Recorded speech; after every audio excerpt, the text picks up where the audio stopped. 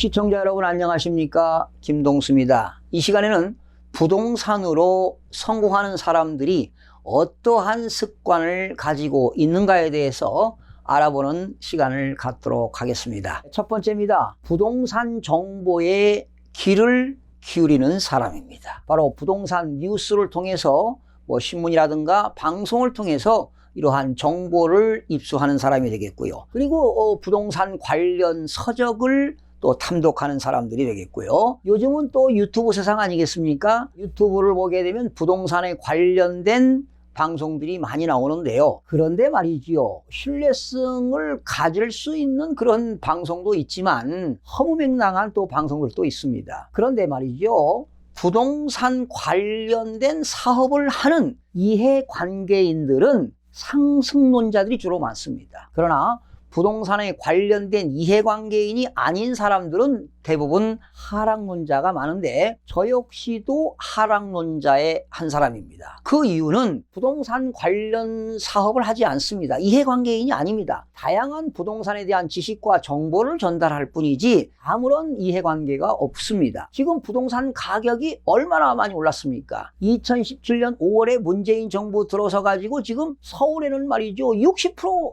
이상 오르지 않았습니까? 이게 정상적인 겁니까? 이게 비정상적인 거 아니겠어요? 1년에 물가 상승률 대비해서 2%에서 3%, 또 많이는 5%면 이해가 되겠지만 1년에 20%, 30%, 40%씩 올라가는 게 말이 되겠습니까? 그리고 말이죠, 여러분들이 이 부동산 정보를 통해서 부동산 시장의 그 흐름, 동향을 알아냅니다. 그런데 그 부동산 시장의 동향을 파악하기 위해서는 세계 경제하고도 밀접합니다. 역시 당연히 한국 경제하고도 흐름 파악이 당연히 돼야 되겠죠. 특히 부동산 시장은 말이죠, 심리전이 상당히 강합니다. 그래서 살아 움직이는 어쩌면 부동산이 생명체와도 같기 때문에 아주 민감한 사항들이 많습니다. 그래서 정부가 말이죠, 어떤 규제하고 완화하게 되면 부동산 시장에 미치는 영향이 상당히 크지 않습니까? 그래서 우리는 늘 부동산에 대한 정보를 수집하고 저장하고 남에게 송신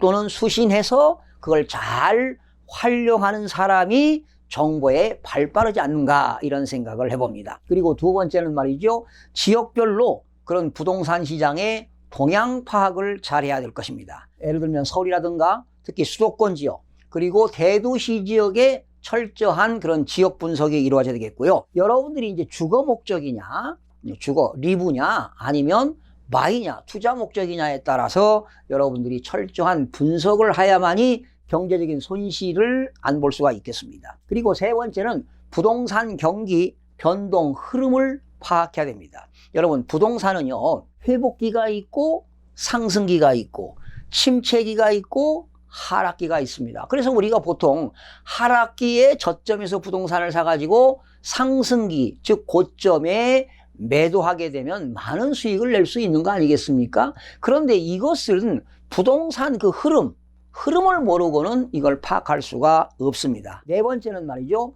부동산을 투자하고자 하는 사람들은 그 지역에 공인중개사와 다양한 정보를 교환하는 것도 바람직합니다. 그래서 이제 공인중개사와 인간적으로 말이죠, 친분도 형성하고 또 진솔한 대화를 하다 보면 다양한 정보를 얻을 수가 있게 되는 겁니다. 다섯 번째는 부동산 투자는 말이죠, 반드시 매수 타이밍과 매도 타이밍이 있습니다. 그래서 반드시 부동산 경기 흐름, 경기 변동 흐름을 파악하는 것이 가장 중요한 겁니다. 언제가 침체기냐, 언제가 하락기냐, 언제가 상승기냐, 이런 것들을 여러분들이 파악하시는 것이 가장 중요하고요. 여섯 번째, 미래의 투자 가치가 있는 지역을 분석해야 됩니다. 아무데나 부동산을 사서는 안 되고요.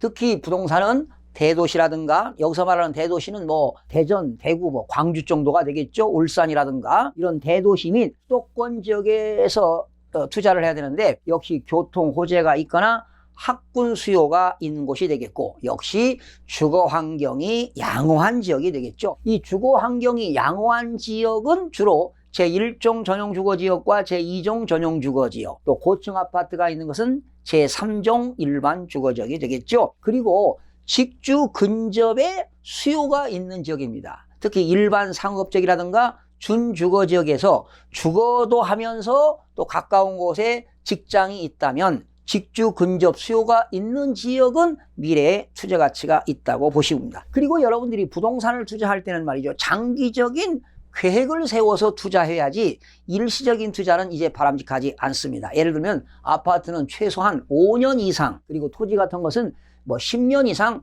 투자하면 여러 가지 혜택이 많습니다. 뭐 10년 이상 보유하고 양도하면 장기 보유 특별공제도 최고 30% 받고요. 1세대 1주택을 양도할 때는 장기 보유 특별공제가 보유기간과 거주기간 요건이 충족이 되면 최고 장기 보유 특별공제 양도 차익의 80%까지 공제를 받게 되는 겁니다. 여덟 번째는 우리가 부동산을 살 때 과대한 대출을 하면 안 됩니다. 과거는 말이죠. 10억의 부동산을 사게 되면 뭐 70%, 80%, 7억, 8억을 대출을 받게 그런 경우들이 많이 있었는데 지금은 과다한 대출은 안 됩니다. 만약에 지금같이 기준금리가 적을 때는 상관이 없지만 만약에 기준금리가 인상으로 이런 대출금리가 인상되게 되면 말이죠. 부동산 가격이 침체기가 와가지고 부동산 가격이 하락하게 되면 이자 비용은 급등하게 올라갈 수밖에 없습니다. 이렇게 되면 대출을 많이 받게 되면 상당히 이자 비용 부담으로 위험 요소들이 상당히 많습니다. 결과적으로 위험 부담이 상당히 커지게 됨으로써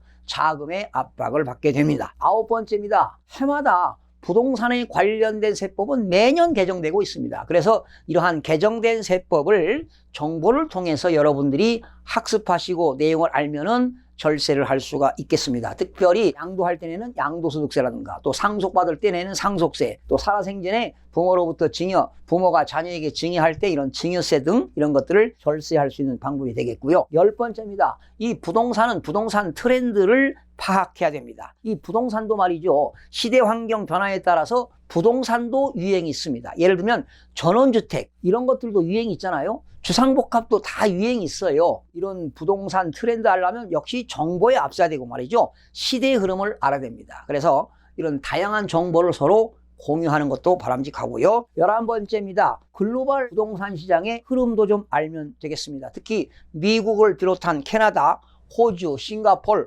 홍콩 등 전 세계의 부동산 투자라든가 시장 분석을 알게 되면 역시 한국 부동산하고도 밀접한 관계가 있기 때문에 그러한 전 세계적으로 부동산 시장의 그런 정보도 알아두시면 많은 도움이 될 겁니다. 그리고 앞으로는 이 부동산은 단기 투자 방식은 이제는 버려야 됩니다. 과거에는 일시적인 매매 차익을 얻을 목적으로 투자를 많이 했는데 이제는 상당한 리스크가 따릅니다. 이제는 단기 매매 차익을 얻는 시대는 이미 끝났습니다. 또 이익이 설령 발생했다 하더라도 비용을 공제하고 나면 남는 이익이 별로 없다는 겁니다. 오히려 스트레스만 쌓이고요. 정신적으로 육체적으로 피곤합니다. 자, 13번째입니다. 부동산은 미래를 진단해야 됩니다. 그리고 앞으로 대한민국의 인구 변화를 알면은 미래가 보입니다. 앞으로는 인구도 줄겠습니다만은 이제는 고령사회로 진입하고 있고요. 지금 농어촌 지역이라든가 소도시는 인구가 줄면서 앞으로 몰락할 수도 있습니다. 그리고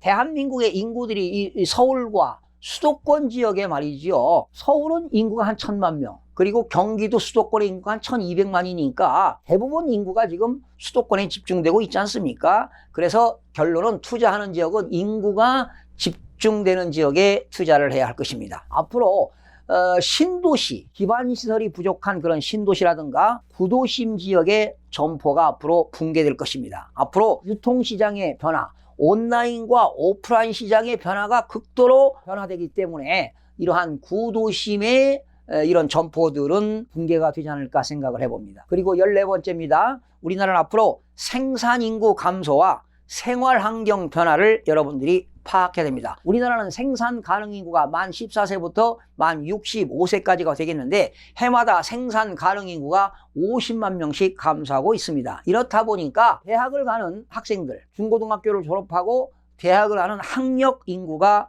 감소되기 때문에 앞으로 3, 4년, 4, 5년 뒤에는 지방에 있는 많은 대학들이 폐교 사태로 그 대학에 있는 인근 상가가 붕괴되고 몰락하게 될 것입니다. 그리고 15번째입니다. 정부의 부동산 정책을 파악해야 됩니다. 지금 문재인 정부 들어서서 크게는 4번, 적게 크게는 18번의 부동산 정책을 발표했는데요. 이러한 부동산 정책을 발표할 때마다 뉴스도 여러분 보시면 도움이 되겠습니다만 저 김동수의 유튜브 방송을 통해서 자세한 내용을 그런 정책을 분석해 드리고 있으니까요. 김동수 유튜브 방송을 시청하는 것도 많은 도움이 되리라고 생각이 됩니다. 그리고 16번째입니다. 부동산 관련 법규를 학습하는 것도 많은 도움이 될 겁니다. 여러분들이 부동산 관련 법규를 알아야 자기 재산을 지키고 사기도 당하지 않기 위해서는 여러분들이 의사결정을 하기 전에, 즉 부동산을 매매하거나 임대하거나 각종 그런 그 임대차 계약을 체결하고 법률 행위를 할 때는